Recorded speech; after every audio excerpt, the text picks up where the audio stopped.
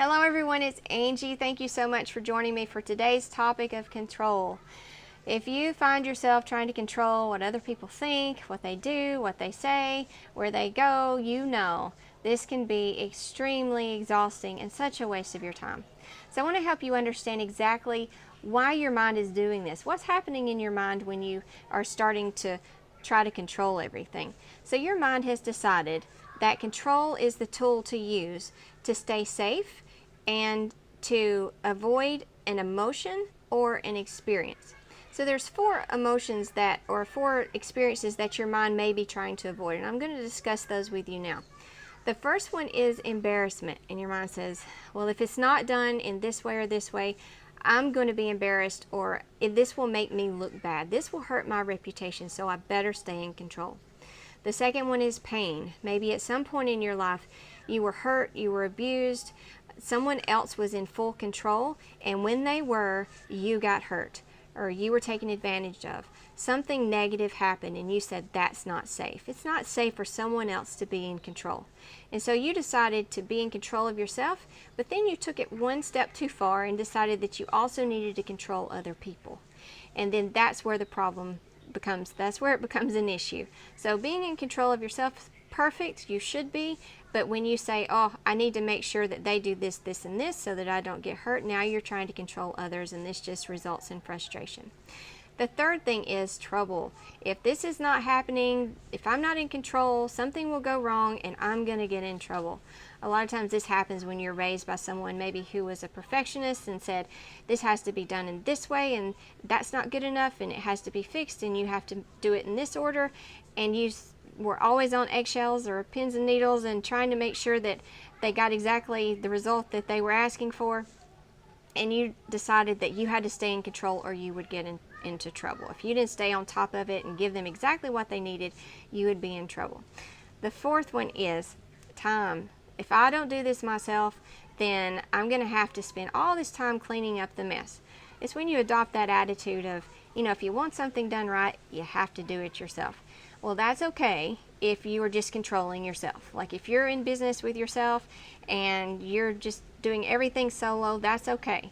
But when you're working with other people and you're working with a team, that's not a reasonable expectation for you to have, that everything's going to be done exactly the way you think it should, because we're all different and we're all going to do things in a different way.